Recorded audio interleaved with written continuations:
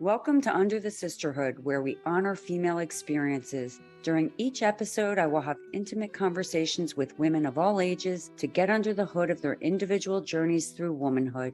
Together, we'll pursue the many aspects of the female experience, creating a sacred space for women to share their stories, their ideas, and their wisdom. This is a podcast to celebrate women and recognize all that they do in our world. I'm Elizabeth Elfenbein. Let's get under the hood.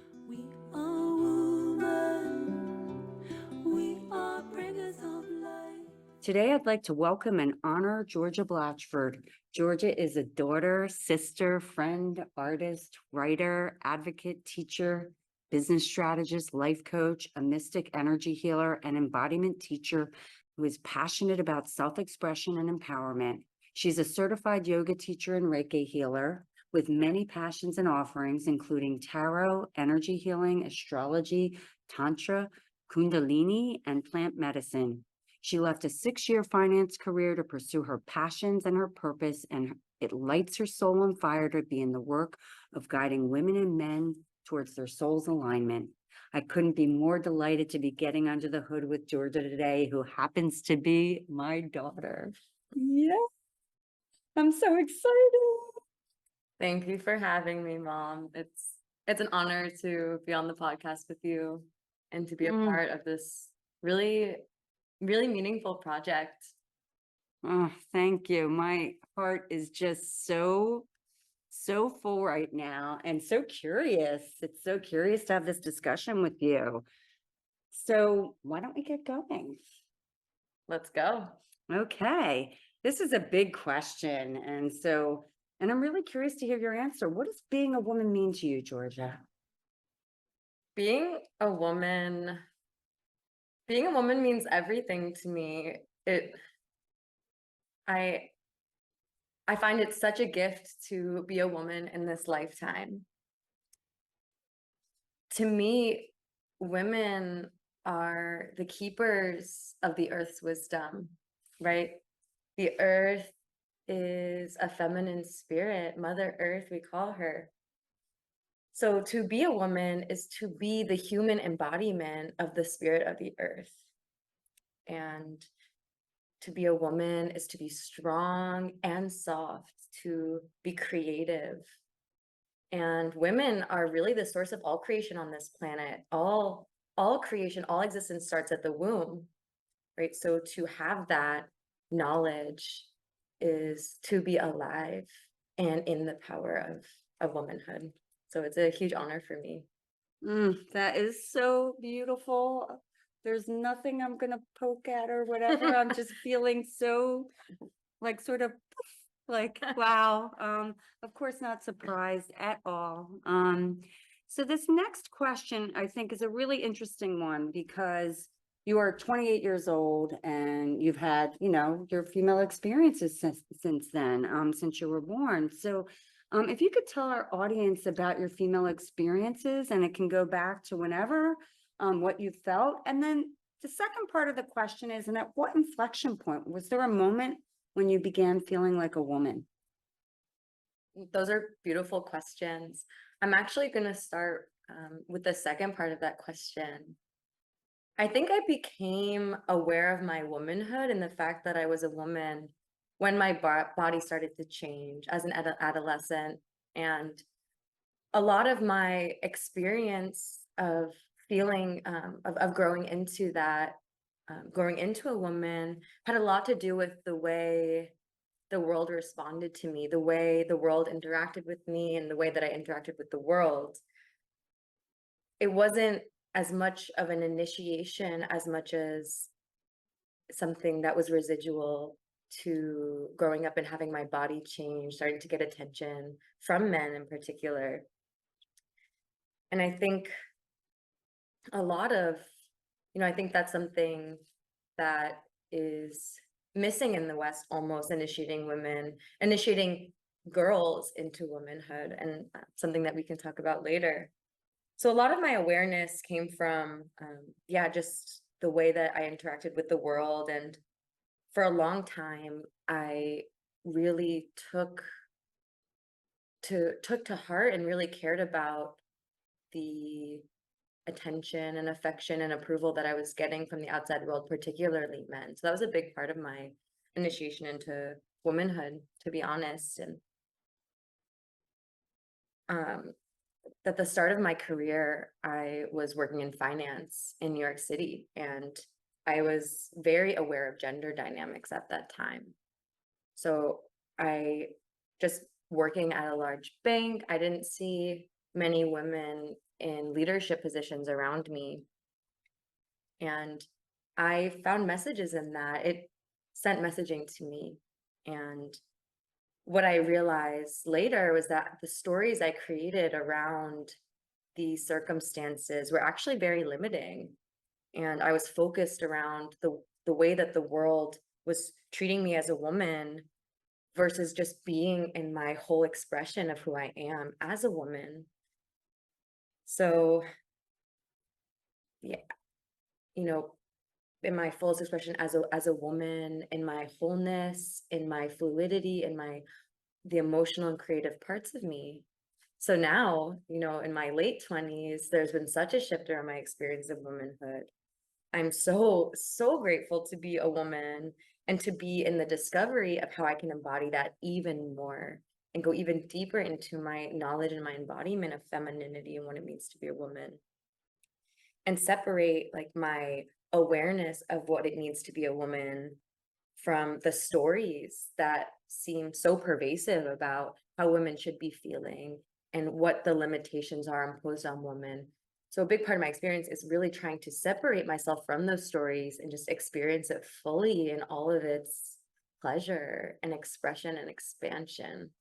I love that. And it's interesting, just the many conversations I've had, this is a really different take on the external world impacting you and you responding to the external world. And that's, Western thing, but it's also an Eastern thing.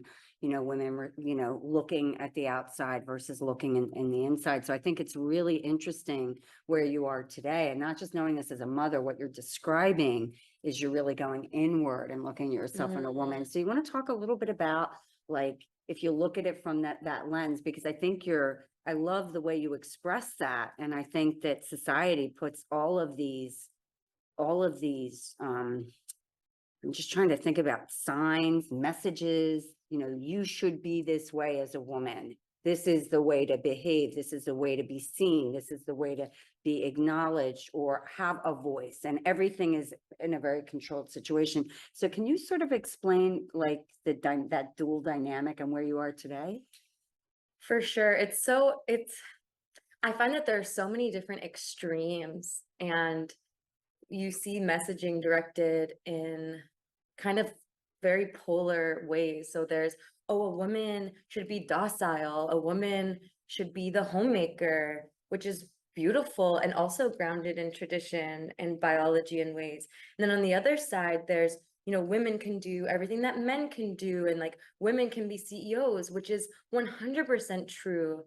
However, what I've been in the experience of is asking myself, where am I imposing limitations on myself for using these stories? Like, I need to prove that I can do it, because that's still a story. Like, what is my soul desire? How does the divine feminine energy want to express through me in a way that's natural versus having to prove something or having to default to something? And the divine feminine in her expression is very empowered and very in touch with who she is. So I think where I fit into that dynamic is really on the side of sovereignty, right? My business is called Sovereign Soul. How can I connect and make decisions that are coming from my soul versus coming from the messaging, the stories, the dynamics, the media might want to impose on me, whether actively or passively, whether it's intentional or not. It's like breathing, and it's bringing back my sovereignty into living my life and finding my true expression, my true personality without any of that. Yeah, without any of the conditioning. Actually, that's really, really well put, and it's really interesting. I know we've had a lot of conversations. A big theme is about being versus doing. And I think it sounds like you're in a great, I mean, you're doing and figuring this out, but you're in a state of wonderful being. I love this next question. And even though it's only 10 years ago, a lot has happened in 10 years for you. So imagine you're sitting here and you're talking, and mom is actually your 18-year-old self, Georgie, Georgia, George, at Georgia 18. Blatchford. Exactly. What would you want to say to her? Like who you are Uh, today? What would you say to your 18-year-old self? I would tell 18-year-old Georgia, do not be afraid to be weird. Your uniqueness is a gift to this planet. It is Mm, so, it is so much of what we offer is what makes us unique and different. And another message that I would really have for her is that there's nothing you can do or achieve or create that will make you more worthy than you already are, which is worthy of all of the love in the entire world. And, I say that knowing that that's a lesson that a lot of people and young people and old people have to learn from themselves. So when I think of this question, I ask myself, what was 18-year-old Georgia ready to receive that? And it's tough. It's really tough because by then there's so much experience and conditioning, and we're so impressionable when we're young. But that would be the message. Like you're so worthy exactly as you are. I love it. And I love owning your weirdness and looking Mm, at it as a gift. I mean, I've totally. always been weird, and weird is beautiful because weird people create and innovate. They're not consumed with all the external things and all of the judgment and have you. They're really focused on their weirdness, which is being creative and unusual and leaning into their gifts. So I love that. Thank you for sharing that. That's a Yeah. good one. The more time that I've spent in meditation, the more time that I've spent in the jungle and in yoga, the more connected I am to the authentic expression of my soul, which is very weird. I have feathers and I sing and I dance and spontaneously, and I love it. It's such a gift to be in my unique expression, knowing that it's still evolving. And I just I'm really grateful to be in that expression now and to, yeah, letting my freak flag fly with all of its colors. And I just encourage people to, yeah, connect with their weirdness and what makes them Mm. unique. That's just wonderful. So this next question, I think you'll really appreciate, because we live in a kind of an interesting time, and you're coming at it from a very different perspective. You've been on this very interesting journey of looking inward and traveling the world, and working on embodiment and all of your healing modalities. So, but how do you feel about being a woman in today's world? I mean, it's interesting because you're coming at it from such a unique perspective. What's your thoughts on that? Yeah, for sure.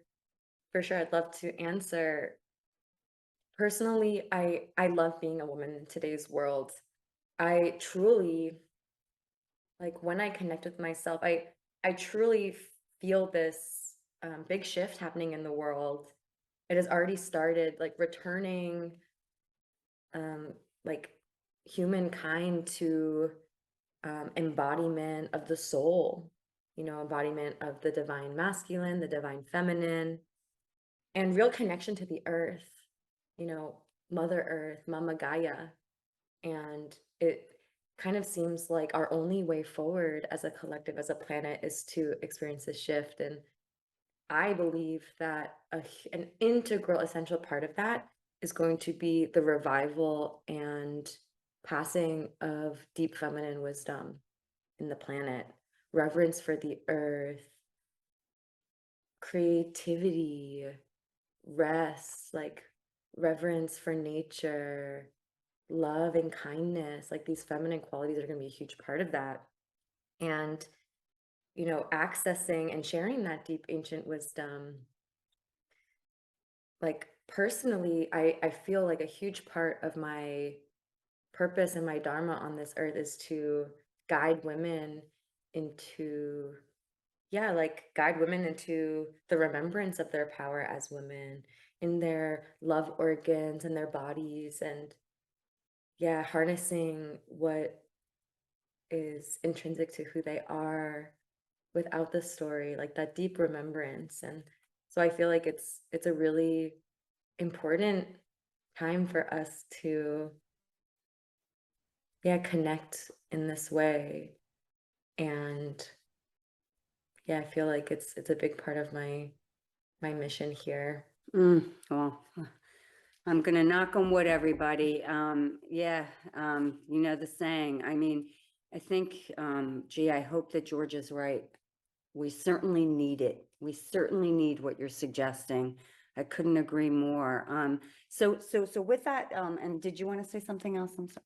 Well, I just want to say, like, we can knock on wood about these collective shifts and pray for them to happen, but ultimately we get to be the creators of our reality and this life. And it can be so disempowering to feel like one person can't make a difference, but it's really not true. And each of us gets to be the proponent of this new way of living in love with universal respect, really connecting at these higher creator love frequencies. So when we create it in ourselves, we create it in the world around us. So I just, you know, implore you and implore everyone listening to, yeah, be the creator of the reality that you want.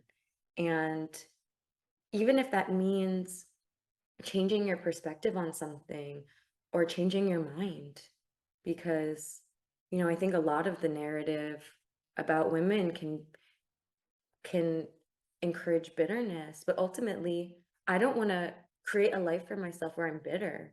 I want to create a life for myself where I smile at the moon every night in gratitude and this deep connection to the cosmic reality around me.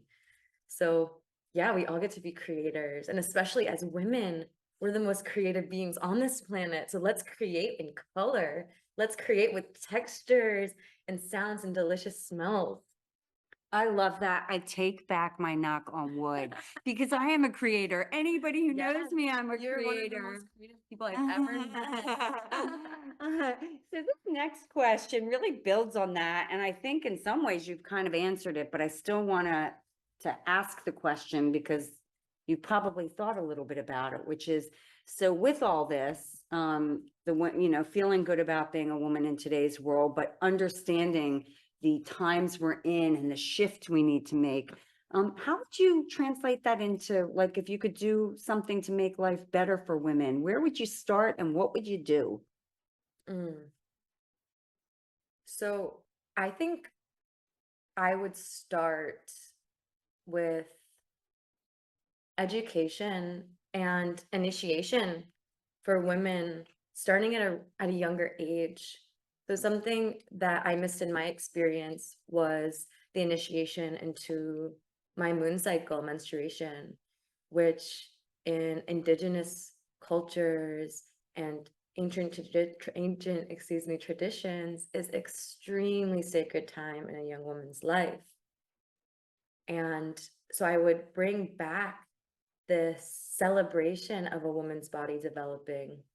And I think so much of the Western world, at least the way we experience it, like in these metropolitan places, it's like go, go, go. Our menstruation becomes a nuisance. Like, I still got to go to work. I still got to go to spin class. I can't miss anything. And I would bring back some of these old traditions or bring west some of these traditions of like really honoring the body at this time. And with that, kind of introducing the sacredness of the the feminine organ system, our love organs, connecting with the womb, connecting with the yoni, which is Sanskrit for womb, really represents all of like the feminine organ system. And what I found in my practice and more tantric and yogic origins is we get so much connection, so much expansion in my awareness when I can connect more with my feminine body and the parts of my body that makes me feminine. And I think this is, yeah, this would really changed the way that many women experience their womanhood and experience their life, because it's accessing a new source of power that's inside the body. I love that. And but I think that's just so interesting and beautifully put. I love the education. In May, I actually joined Georgia for 2 weeks or in Costa Rica, and I did a 4-day workshop with women of all ages, from late teens to late 50s. And it was all about this. And what I will tell you is after my experience, I felt so powerful. And so I think that getting like that education and going back to some of those sacred experiences, bringing those back and letting women celebrate them will have them lean into their power. By the time I left Costa Rica. The last night was this river dance, and it was an ecstatic dance. And I felt so alive and so powerful after these intense 4 days experience where I was with this sisterhood. So I totally like, I can see Mm, exactly what you're saying, the power in that. And imagine if we could do that, to your point, when young women, girls are going through that experience, making it sacred, which I, as George's mom, did not really make it sacred in the Western world. I mean, we just didn't do that. And so, totally. So I think a lot of it is just reviving some of these ancient practices. It's no one's fault. But now we have this opportunity to do things differently and create it the way that we want to. And what I find with these deeply spiritual, sacred practices is that while when we begin to introduce them into our lives, it can be a little bit uncomfortable and get us out of our comfort zones, depending on our experience with this kind of work. However, as we go deeper, what I've begun to realize that it's not even about education and learning these practices, but it's more about remembering. Like there's something intrinsic to who I am that resonates with this work. And it's almost like, so I learned something new, and it's almost like, oh yeah, that's right. We did do that because it's in the blueprints of our souls, these practices, this deep knowing. And yeah, it's really it's such an exciting time to be a woman and to get to bring this work forward into the world and introduce it and dive deeper into it. And we all have that opportunity right now with the resources that are available. yeah, and just to build on that, I couldn't agree more. I think now's the time, and I think now's the time because it's needed. We need this next generation like yourself to start leading this and bringing back the things that are sacred, that make feel women, that empower women, that build on and help them find their superpowers. And yeah, and I think that that's the beginning. And so I think that's just beautiful. So this is a slightly different question, which is, but it's based on, of course, what we are, which is a sisterhood. Is, do you feel part of a sisterhood? I love this question, but I find it to be a little challenging because I don't feel like I'm part of a singular sisterhood. And on one hand, I feel like deeply connected to the sisterhood of women on this planet. I feel like there is a a thread that ties us all together biologically, spiritually, but in our souls in this expression, this lifetime. In my life, I am really privileged to have soul family and sisters all over the world that I connect with in a really deep way that I would consider sisterhood. Um, and as a part of my offering to this world, I lead women's circles. I led an 8-week program called Sister Circle earlier this year, where I brought together a group of women into a sisterhood where I guided and initiated many embodiment practices and tantric practices, activating the energy body in new ways, passing my wisdom of yogic tradition. And I'm so grateful for that. However, I recently have been feeling this, longing for something where I can bring all of these amazing women around my life together to connect and share their gifts. And, like, I can't remember who it was that said, like, when women are together, when women gather in groups, magic happens. And it's 100% true. And it's how we level up as individuals, is when we're together, just feeding off of the energy and gifts of each other and raising this beautiful, joyful, pleasurable vibration. And yeah, I think it's something that really excites me it is exciting to me to be a part of, and to build, and something that I think a lot about how I want to bring into this world, more sisterhood. Well, it's really fun talking with you. Actually, it's really interesting talking with you about this, but also knowing your history, because you've had so many different, the kids you grew up with, all these different collections of women in your life over the years, from schools to business, all these different things, and sport, and then traveling the world. And it's so interesting to hear you describe your sisterhood in such a different kind of way, which I love it, which is feeling that this whole planet is sisterhood, and that you feel that. So yeah, that's really, I like that Yeah. answer. A lot of the work that I've done personally over the past few years actually has been with regards to the sister wound, which is like this deep passed down wound that can exist between women. And a lot of it is imposed by society and imposed at times by our families and just by our soul's experience, because we've lived many lives on this planet, right, throughout millennia.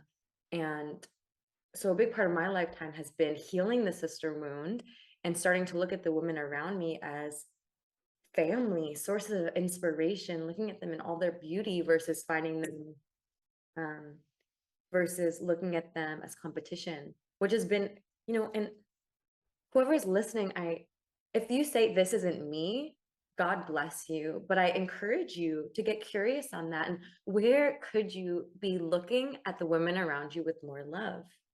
And so much of healing the sister wound is actually about loving ourselves more, right? Because we're all mirrors for one another.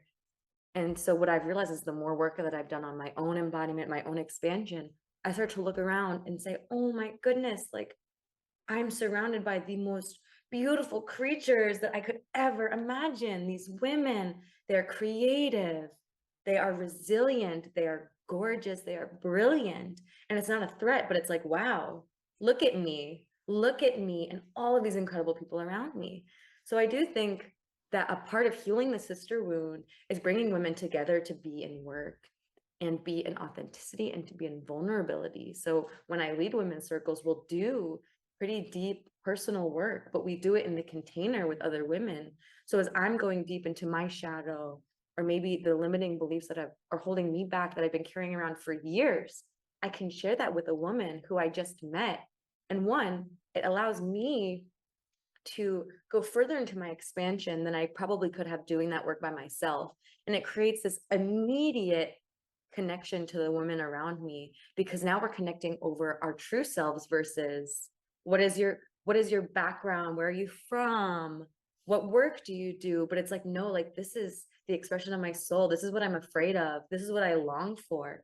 And there's almost nothing more gratifying to me to be in that space of women being so vulnerable together and just supporting each other in this journey.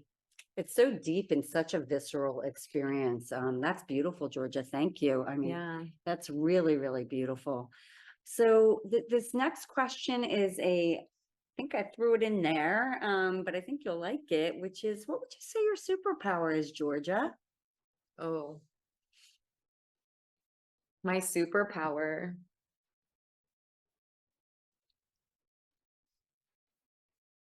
I think my superpower is like my radical expression of myself that invites radical expression in the people around me.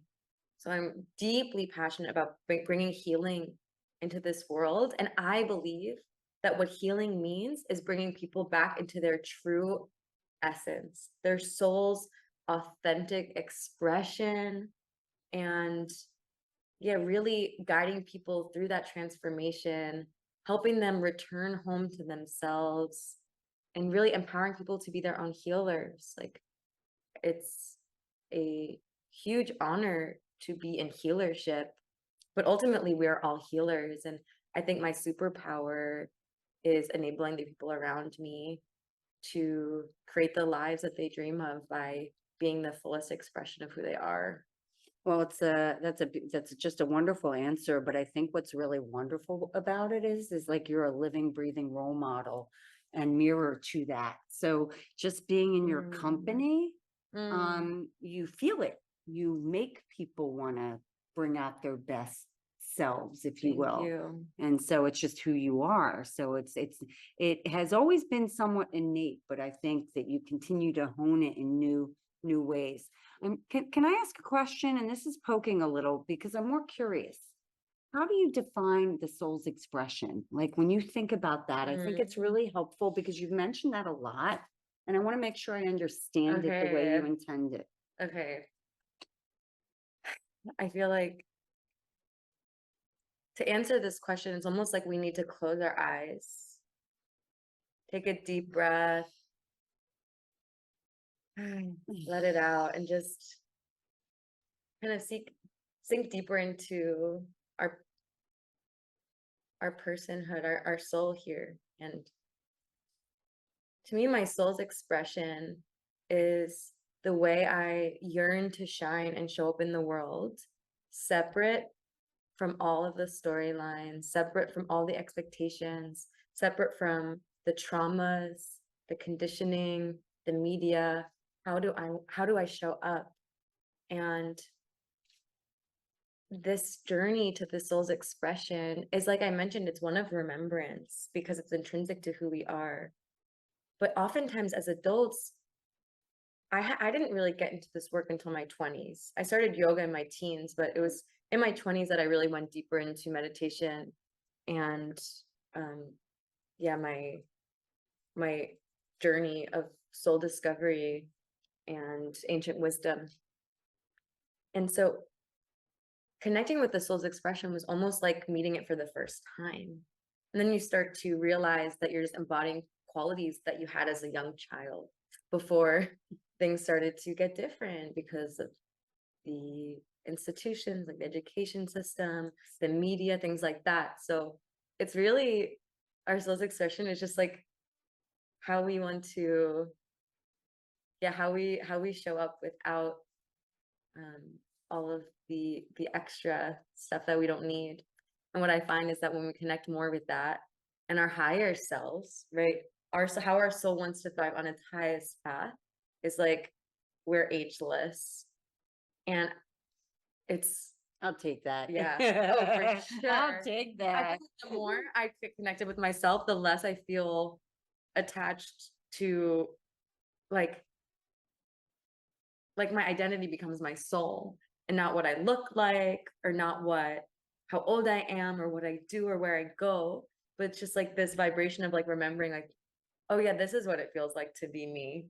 And it's so fun because I'm like, what am I gonna wear today? It becomes like almost like a costume party, but in this fun, like joyful sense, as opposed to, oh, I need to dress up to come off a certain way. It's like, okay, my soul is gonna wear this hat and this feather, and I'm really embodying my medicine woman in me, knowing that that's still just an identity and my soul that my soul connects with, from many lives. That's wonderful. So I, I don't want this conversation to end, and because it's been so special, but I have one final question, which I think is just a beautiful question for all women. So this is your platform to put out a Mm. message. Now think of women. I'm thrilled that you're closing your eyes. Think of women around the world of all ages, of all backgrounds, anyone who identifies with being a woman. What is the message that Georgia Blatchford wants to give to women around the world today and now and in this moment? Mm. I think the message that I want to share is you are all creators. We have such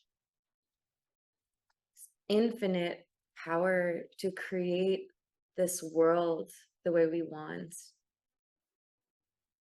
And so I encourage you to be thoughtful and be brave about what you do with that ability, whether it's your reality or the communities that you're living in. And also inviting us to be the example for the world we want to create around us. And that is for women and men too. Yeah, we are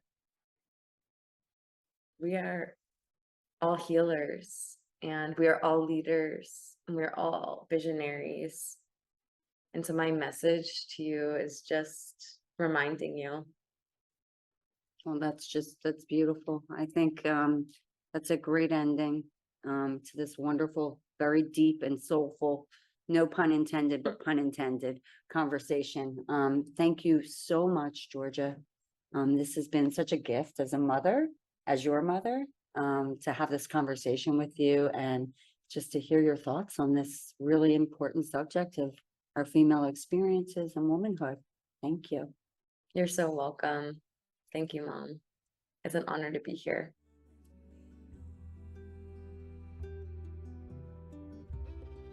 Thanks for listening to Under the Sisterhood. We hope you will join us next episode to honor amazing women from around the world. This podcast is created and hosted by Under the Sisterhood, LLC, and Elizabeth Elfenbein, produced by Elizabeth Elfenbein and Zach Slav, and edited by Zach Slav. The music is by Ayla Schaefer. Her song, Rose.